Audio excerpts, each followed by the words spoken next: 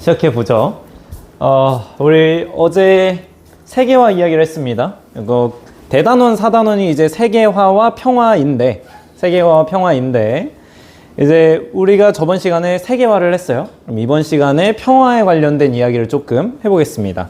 그래서 평화를 위해서 국제사회는 어떤 노력을 하고 있느냐, 이거를 볼 건데, 그 전에 다양한 학자들이 평화란 이것이다, 평화를 이루려면 이렇게 해야 된다라고 하는 평화 이론을 다양하게 주장을 했어요.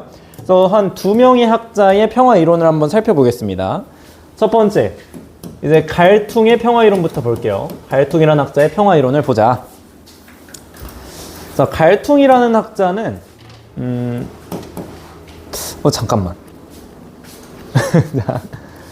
이거 하고 합치면 되니까. 자, 다시 들어가죠.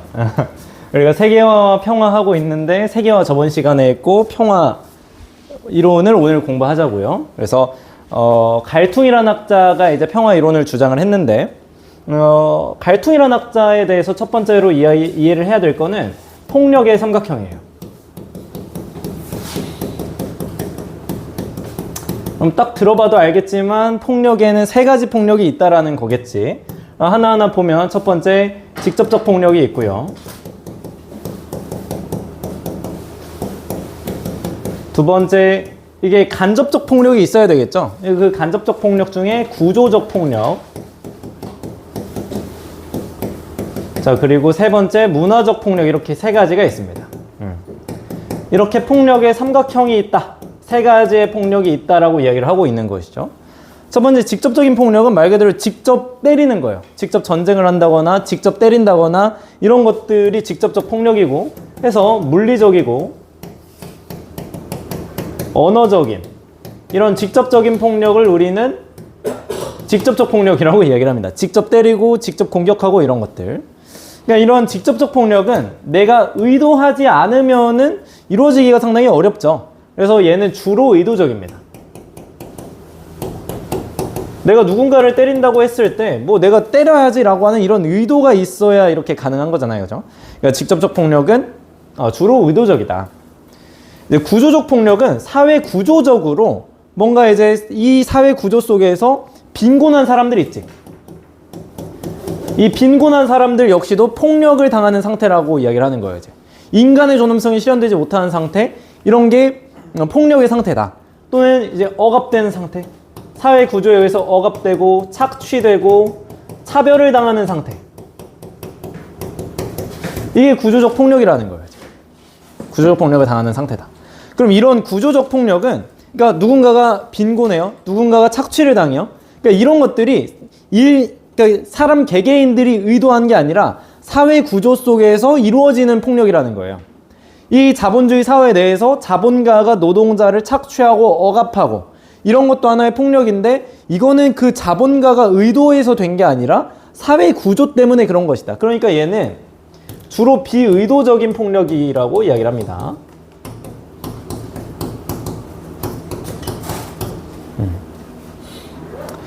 자, 그리고 세 번째, 문화적 폭력은 말 그대로 문화를 통한 차별, 문화를 통한 폭력이 이루어지는 거예요. 예를 들면은 영화, 소설, 뭐 이런 다양한 문화 요소들이 있잖아요. 그죠? 이런 영화, 소설 등을 통해, 다시 색깔 바꿔서 이 위에 있는 직접적 폭력과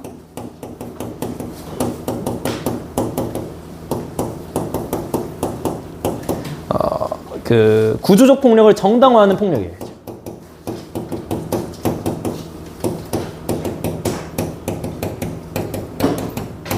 그럼 그래서 그 교과서에 있는 이 예시 중에 하나가 아이언맨이에요. 아이언맨 영화를 보면은 대부분의 빌런이 중동 아랍 국가, 대부분의 빌런이 러시아. 그러니까 아니 그런 게 아니라 어쨌든 문화 속에서 그런 식으로 빌런을 묘사하더라. 그럼 결국 이게 뭐냐면 그 사람들, 중동 아랍 국가의 지역에 대한 사람들에 대한 차별, 억압, 이 구조적 폭력이 이루어지게 되고, 심할 경우 그 사람들에 대한 어떤 테러, 이런 직접적 폭력까지 이루어지게 된다라는 거예요. 결국 이 문화적 폭력은 직접적 폭력과 구조적 폭력을 정당화하더라라는 거지. 그래서 여러분들이 여기서 좀 더 기억을 해야 될 거는 이게 폭력의 삼각형이잖아요. 세 개가 연결되어 있다라는 거야. 자, 직접적 폭력,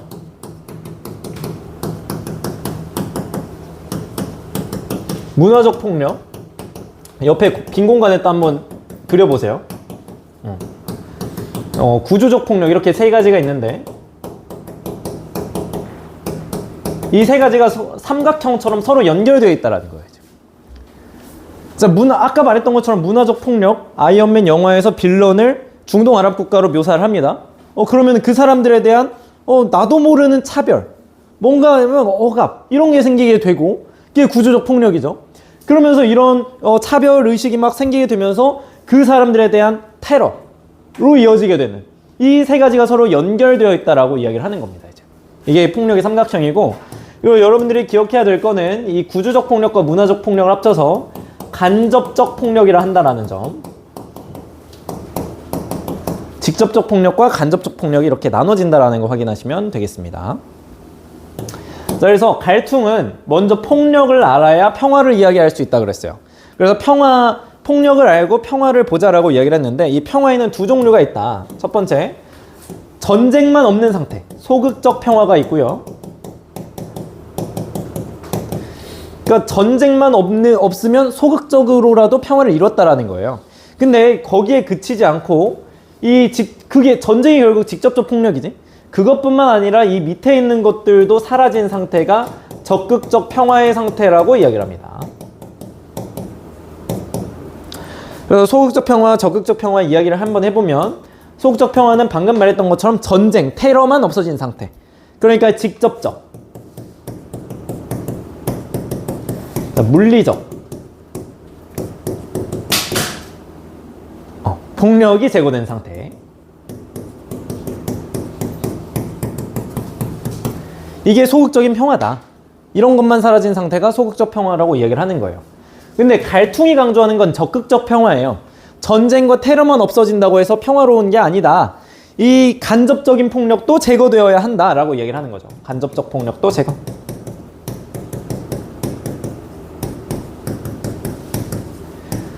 어떤 빈곤, 억압, 착취, 차별, 이 문화적인 폭력까지 다 사라질 때 인간의 존엄성이 모두가 실현되게 되고, 결국 그게 폭력이 없는 상태, 진정한 평화의 상태, 적극적 평화가 된다라는 거예요. 그래서 이 적극적 평화가 진정한 평화다라고 이야기를 합니다. 갈퉁이 보기에는 이 적극적 평화가 진정한 평화다라고 이야기를 해요. 소극적 평화는 진정한 평화가 아니라는 거죠. 평화롭긴 한데 아주 소극적인 평화의 상태다라고 이야기를 하는 거니까.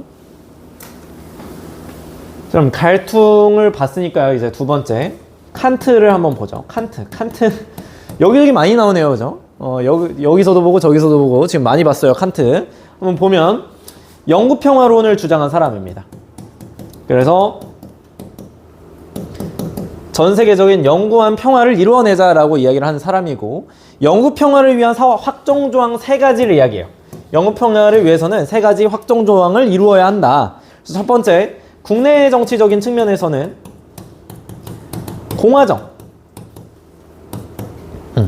공화정 체제를 확립해야 된다라고 봤어요. 공화정 체제를 확립해야 된다. 공화정 체제를 확립해야 된다.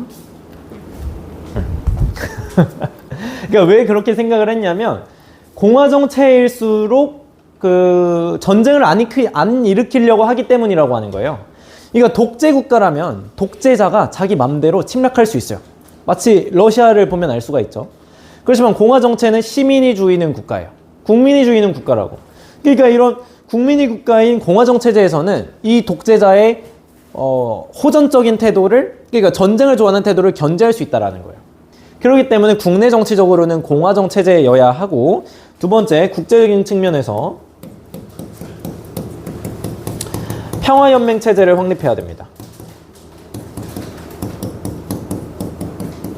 국제적인 측면에서 평화연맹 체제를 확립해야 한다. 그러니까 국제기구에 이 국가가, 엄청 많은 국가들이 모여서 평화연맹을 이루게 된다면 전 세계적인 평화가 이루어질 것이라는 거죠. 이 평화연맹, 그러니까 어떤 국제기구에 국가가 막 가입을 해. 국제기구에 국가가 막 가입해서 거의 전 세계에 있는 국가가 여기에 가입하게 된다면 평화를 이룰 수 있다. 영구적인 평화, 영구 평화를 이룰 수 있다라는 거예요. 이제. 그래서 3번 세계시민법을 준수해야 된다고 봅니다. 영구 평화를 위해서는 세계시민법을 준수하여 평화적인 방문권을 보장해 줘야 된다.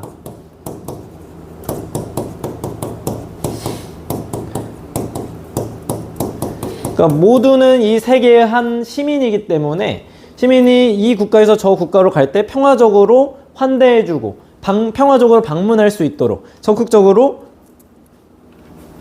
환대를 해줘야 된다라는 거죠. 그래서 영구 평화를 위해서는 이 세 가지 확정 조항을 우리가 확립해야 된다라고 보는 게 칸트의 이야기였습니다. 자, 여기까지 됐다면 자 뒤로 저장하고 뒤로 넘어가죠. 자, 우리가 그럼 지금까지 평화 이론을 봤어요. 평화 이론을 봤고 우리가 또 이 바로 밑에서 볼 거는 국제 관계를 바라보는 관점이에요. 근데 이 국제 관계를 바라보는 관점은 우리 교과서에는 안 나와 있어요. 우리 교과서에는 없지만 다른 출판사 교과서에 소개가 되어 있기 때문에 소개를 합니다. 자, 첫 번째 이제 현실주의와 자유주의로 나눠져요. 그리고 이 자유주의의 전신이 이상주의예요. 이상주의. 그래서 이상주의와 같다라고 생각하셔도 좋습니다. 그래서 이게 사실 이게 국제관계를 바라보는 관점이기 때문에 이제 일반 사회 쪽에서 맞는 게 맞죠. 근데 뭐 제가 봤을 때 집필을 한 쪽은 윤리 쪽인 것 같긴 한데 사실 이게 국제관계를 바라보는 관점이니까 국제정치론의 관점에서 바라봐야 되겠죠. 이제 국제정치론의 관점에서 이걸 바라보겠습니다. 그 밑줄의 자유주의 그 뒤에 는 표시의 이상주의 있죠? 거기에 적으면 되고. 자, 그러면은 이게 관점이라고 하는 것이기 때문에 렌즈예요. 우리가 국제관계를 바라볼 때 어떤 렌즈를 끼고 바라보느냐. 국제관계를 야생적이야 이렇게 볼 수도 있는 것이고 어떤 렌즈를 끼면 또 국제관계는 아주 질서정연해 이렇게 볼 수도 있는 거예요. 근데 여기서 현실주의자들은 국제관계를 정글로 봅니다. 국제관계는 정글이다. 약육강식의 사회다. 이 정글이다. 강한 자들만 살아남을 수 있다 이거예요. 약한 자들은 살아남을 수가 없어. 이렇게 보는 게 현실주의. 이게 현실이야 라고 보는 게 현실주의자들이에요. 자유주의자들은 가꿀 수 있는 정원으로 봅니다. 뭐 강자들이 거시기하긴 한데 우리 가꿀 수 있어. 국제법과 국제기구를 통해서 충분히 가꿀 수 있어 라고 보는 관점이 자유주의적 관점이에요. 자, 그러면은 이제 이 둘 간의 차이를 이제부터 살펴볼 건데 인간 본성에서부터 또 출발합니다. 이제 현실주의자들은 인간은 이기적이라고 봐요. 인간은 이기적이야. 그렇기 때문에 자기의 권력만 추구하고 막 이런단 말이지. 그러니까 국가도 마찬가지라는 거예요. 국가도 이기적이야. 그러니까 자국의 이익만 추구하고 자기 권력만 추구하고 강해지려고만 하고 이렇게 본다라는 거죠. 근데 이제 자유주의자들은 인간 이성적이야. 인간이 이성적이지. 그러니까 국가 역시도 이성적이라고 보는 거예요. 그러니까 국가가 이성적으로 생각했을 때 전쟁이 발생하면 모두가 손해야. 저거 봐. 저거 봐. 전쟁이 일어나면 모두가 손해야. 그렇기 때문에 이성적이기 때문에 모든 국가는 평화를 추구한다라는 거지. 이렇게 보는 거예요. 자, 이 렌즈를 공부하면 진짜 재밌습니다. 국제관계를 어떻게 바라보느냐에 따라서 달라져요, 이제. 자, 그래서 인간 본성을 이렇게 보고 있고, 자, 그러다 보니까 현실주의의 특징은 국가는 이기적이잖아요? 국가는 이기적이기 때문에 자국의 이익을 최우선적으로 추구해요. 자, 자국의 이익을 최우선적. 이거를 있어 보이는 말로 배타적이라고 해요. 자, 최우선적, 배타적으로 추구합니다. 자국의 이익이 최우선이에요.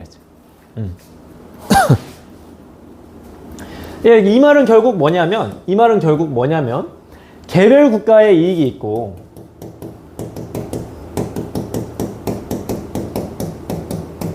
사회 전체의 이익이 있는데 사회 전체? 국제사회 전체 이익이라고 씁시다. 자, 미안해요. 자, 국제사회 전체 이익.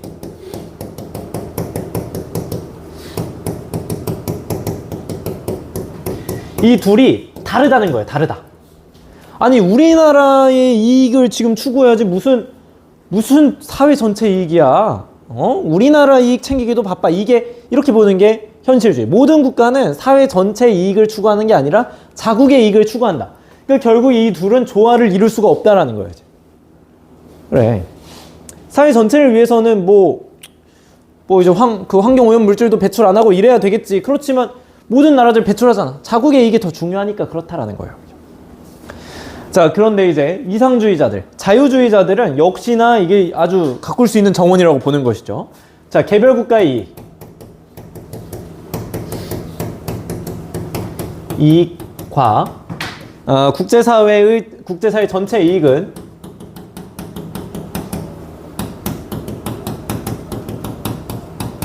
조화가 가능하다고. 여기서는 이제 개별 국가의 이익과 국제사회 전체 이익은 조화를 이룰 수가 없다. 독립적인 것이다. 모든 국가는 자국의 이익을 최우선으로 여긴다. 라고 봤는데, 자유주의자들은 그게 아니죠. 국가는 이성적이기 때문에 자기 국가의 이익과 이 사회 전체의 이익을 조화롭게 생각할 수 있다라는 거예요. 이런 특징의 차이가 있고요. 그러다 보니까 이제 국제 관계에 있어서도 차이가 있는 거죠. 이제 현실주의자들은 이 국제 관계는 국제 사회를 무정부적 상태로 강조합니다.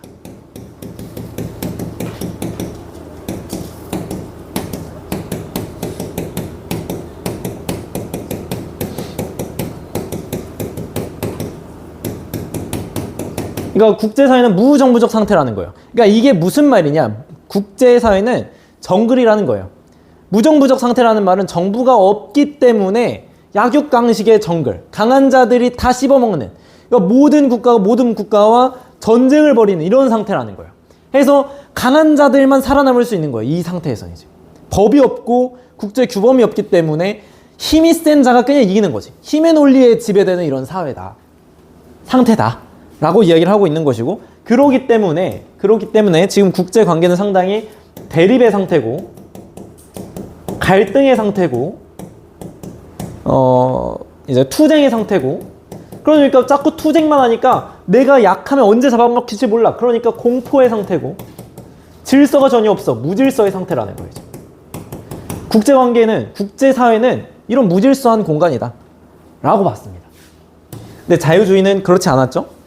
국제사회는 가꿀 수 있는 정원이에요. 그러니까 국제법과 이제 국제법을 이제 국제규범이라고도 하는데, 이 국제규범이죠. 이제 다양한 국가들끼리 맺은 조약이라던가 국제관습법 이런 것들이 국제법이 되는데, 이런 국제법과 국제기구를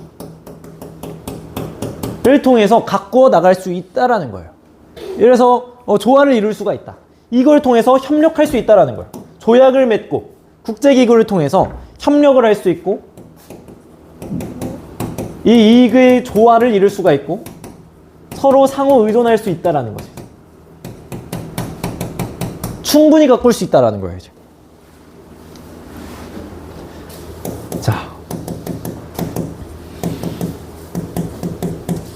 자, 이렇게 봤고요.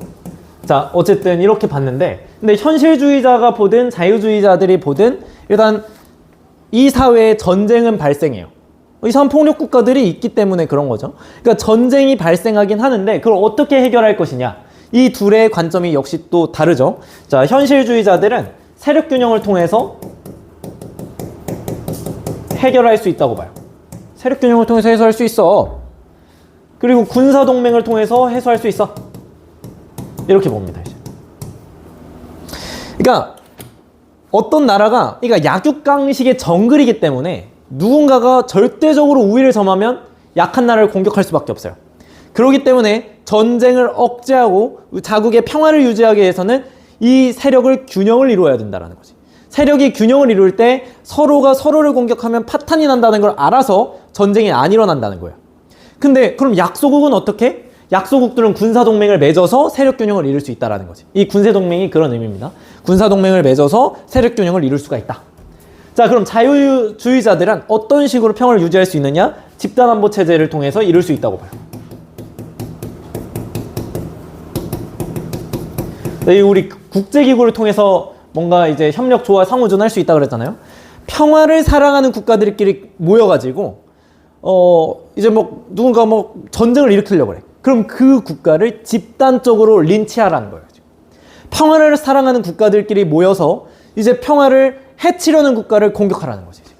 평화를 해치려고 막 전쟁을 막 쳐들어가? 어디를 쳐들어갔어? 그러면은 집단적으로 평화를 사랑하는 국가들이 같이 이렇게 이 전쟁을 일으킨 국가를 무찔러야 된다는 소리예요. 뭔 말인지 알겠지? 그게 바로 집단안보 체제다. 자, 그리고 이제 국제사회, 응? 야, 이거 왜 터치가 안 돼? 오호, 여기 또 이상하네, 이거. 자, 여러분, 이거, 자, 어쨌든, 뭐, 다 빨간색이니까, 어차피. 자, 행위 주체를 보면. 자, 행위 주체 한번 보겠습니다. 현실주의자들은 국제사회에서 뭔가 목소리 낼 수 있는 주체, 목소리 낼 수 있는 주체라고 생각하면 돼요. 이런 행위 주체가 오로지 국가뿐이라고 봤습니다. 올리 국가다. 국가만이 국제사회에서 뭔가 목소리를 낼 수 있다 라고 봤다면, 자유주의자들은 이제 되네. 자유주의자들은 이제 국가 또 중요해요. 국가가 국제사회의 중요한 행위 주체지, 목소리 낼 수 있는 주체지. 근데 국가에만 그치는 게 아니라 플러스 알파라고 봅니다. 플러스 알파 해서 다양한 행위 주체를 인정해요. 자, 그러면은 이 다양한 행위 주체에 뭐가 있는지는 바로 뒤에서 공부를 하겠고요. 자, 공통점. 둘의 공통점이 여러분들 헷갈릴만 해요. 한번 적어보면 강제력을 지닌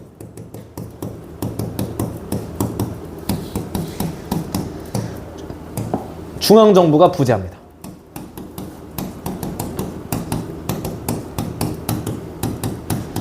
자, 현실주의자들의 입장에선 당연한 이야기이지.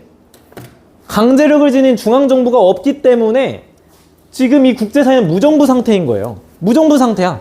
그러니까 이제 강자가 약자를 괴롭히고 약육강식의 정글이 되었다고요. 그래서 혼란스럽고 공포이고 무질서해요. 중앙정부가 없으니까. 근데 자유주의는 왜?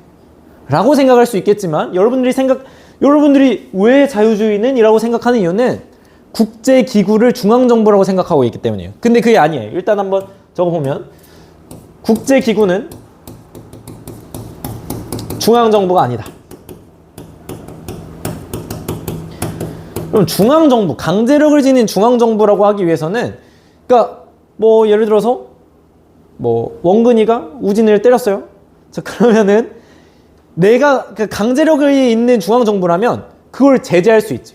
너 때렸어? 너 그럼 사형. 뭐 이런 식으로 강제력을 때릴 수가 있는데 국제기구는 그렇지 않죠. 지금 러시아가 우크라이나를 때렸어요. 국제기구 대체 뭐 하고 있어요? 강제력을 뭘 발휘하고 있어? 못한다고. 그러니까 얘 역시도, 자유주의 역시도 강제력을 지닌 중앙정부의 부재는 인정을 합니다. 왜냐면 국제기구와 중앙정부는 다르니까요. 이제.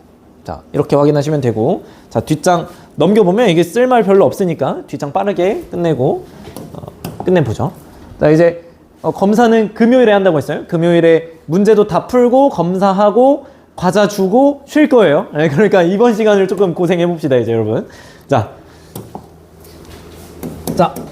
거기에 국제사회의 갈등이 있고, 자, 국제사회의 협력이 있습니다.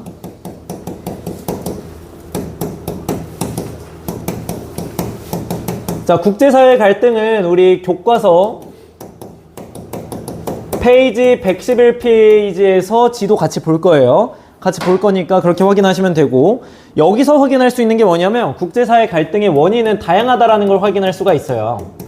국제사회 갈등의 원인은 뭐 영토 때문일 수도 있고, 자원 때문일 수도 있고, 민족 때문일 수도 있고, 종교 때문일 수도 있고, 문화 때문일 수도 있어요. 지금 다양한 전쟁, 갈등은 이런 다양한 원인을 가지고 발생합니다. 그래서 교과서 111페이지에서는 우린 뭘 확인할 거냐면 다양한 지역에서 다양한 갈등이 발생하는데 그 각각의 지역들이 뭐 때문에 발생했는지 해석할 수 있는 능력을 조금 길러 볼 겁니다. 자, 이렇게 확인을 할 거고, 자, 그러면 이 국제사회 갈등을 잘 설명할 수 있는 이론은 뭐였어요? 현실주의겠죠? 협력을 잘 설명할 수 있는 건 당연하겠지만 자유주의예요. 근데 이제 물론 현실주의도 협력을 설명할 수는 있습니다. 자유주의도 갈등을 설명할 수는 있어요. 근데 잘 설명할 수 있는 건 현실주의는 갈등, 자유주의는 협력이라는 거예요. 어쨌든 이렇게 확인하시면 되고, 자, 우리 이제 국제사회 행위주체 한번 보죠. 국제사회에는 다양한 행위주체가 있는데 가장 기본적인 행위주체 뭐예요? 가장 기본적인 행위주체는 현실주의도, 자유주의도 인정하는 국가가 가장 기본적인 행위주체죠. 이게 가장 기본적인 행위주체입니다.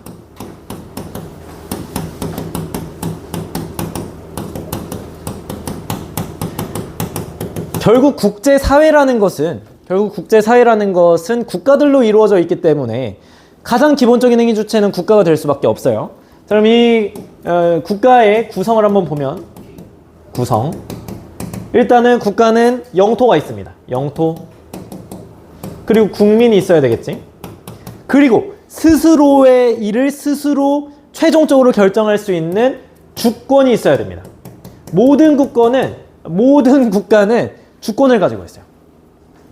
스스로 가장 중요한 의사결정을 최종적으로 결정할 수 있는 권리. 국가는 스스로 주권을 가지고 있다고요. 어떤 국가도 그 주권을 침해할 수 없어요. 국제기구도 그걸 침해할 수 없어요. 국제사회는 주권을 가지고 있는 국가들로 구성되어 있다.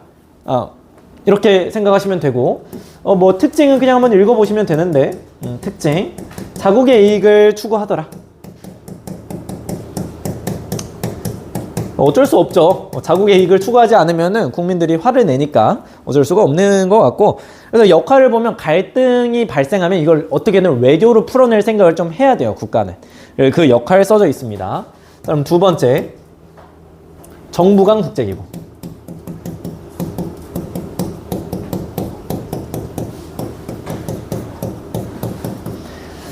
정부 간 국제기구. 그러니까 그냥 국제기구라고도 부르고 정부 간 국제기구라고도 불러요. 그러니까 그러면 왜 정부 간 국제기구라고도 부르느냐?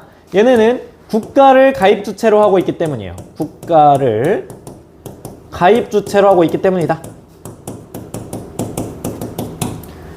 이런 것들을 우리가 정부 간 국제기구로 합니다. 그러니까 어떤 교과서에는 정부 간 국제기구라 되어 있고 어떤 국가는 그냥 국제기구라 표현되어 있어서 여기 괄호를 쳐놓은 거예요.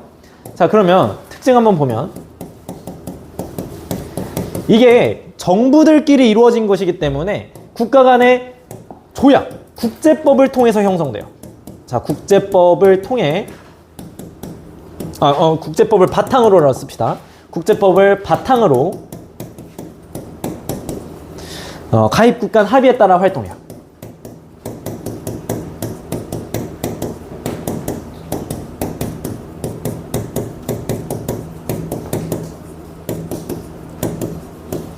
자, 국제기구. 대표적으로 UN이 있어요. 대표적인 기구가 UN이 있는데 UN 역시도 UN 헌장이라고 하는 다양한 국가들이 맺은 이런 조약 속에서 탄생을 했어요. 아까 말했죠? 이런 조약들은 국제법이 된다고. 그래서 이런 국제법을 바탕으로 탄생을 했어요. 모든 UN의 권한 이런 것들이 UN 헌장 거기에 담겨 있는 거지 이제. 그래서 결국에는 이 국제법을 바탕으로 활동을 하게 되고 결국 그게 무슨 말이야? 이 국제법은 가입국 간 합의에 따라서 만들어진 거예요. 또한 지금 이 국제기구인 UN만 보더라도 뭔가 결정하고 뭔가 의결하기 위해서는 다양한 국가들, 가입국 간의 합의가 있어야 합니다. 그렇기 때문에 이 국제법을 바탕으로 가입국 간 합의에 따라서 활동할 수밖에 없다. 이런 국제기구는. 왜냐면 국가를 가입 주체로 하고 있기 때문에. 라고 설명하시면 되고, 자, 괄호 2번은 이해관계 조정하고요, 분쟁 중재하고 국제구매업을 정립하더라. 자, 그리고 괄호 3번에 기구가 이렇게 나와 있어요. 약자만 한번 써볼게요. 볼 게 좀 있어서 그래. 국제연합 UN이 있고, 세계무역기구 WTO가 있고, EU, 유럽연합이 있죠. 어떤 교과서에선 이런 거 해놨어요. 묶어볼까요, 이거 묶어서 이게 세계적 기구이고, 얘는 지역적 기구이다. 이 정도 확인하시면 되겠습니다. 자, 그럼 세 번째. 이제 정부 간 국제기구와 비교를 해서 국제 비정부 기구가 있어요. 어? 세계보건기구였어? 자, WHO로 합시다. WHO. 자, 이런 식으로 이제 자, 그럼 3번 국제 비정부 기구. 자, 그러니까 이 정부 간을 굳이 붙여주는 이유가 얘랑 비교하기 위해서예요. 얘는 국제 비정부 기구이고 얘네는 가입 주체가 어떻게 되느냐? 가입 주체로 비교를 하셔야 돼. 개인이나 민간 단체를 가입 주체로 해요. 자, 핵심적인 차이 다시 한번 확인. 얘는 국가를 가입 주체로 하고 얘는 개인이나 민간 단체를 가입 주체로 한다. 그러니까 국제 비정부 기구에 이런 게 들어갈 수 있는 거지. 그린피스라던가 국경 없는 의사회라던가 이런 것들이 국제 비정부 기구입니다. 얘네들은 보편적인 가치를 추구하고요. 그러니까 인권, 자유, 평등 이런 것들을 보장하는 거에 초점이 맞춰져 있다라는 점 확인하시면 되고. 자, 네 번째, 영향력 있는 개인.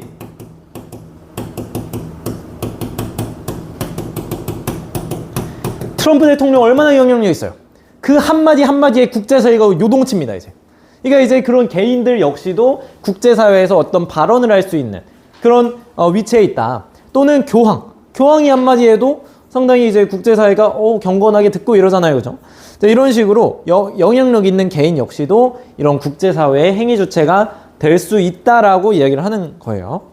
자, 그러면 3페이지, 4페이지에 있는 문제 한번 다 풀어보고 이제 다음 시간에 금요일에 검사를 할 테니까 그때 검사하고 과자도 그때 하고 이렇게 하겠습니다.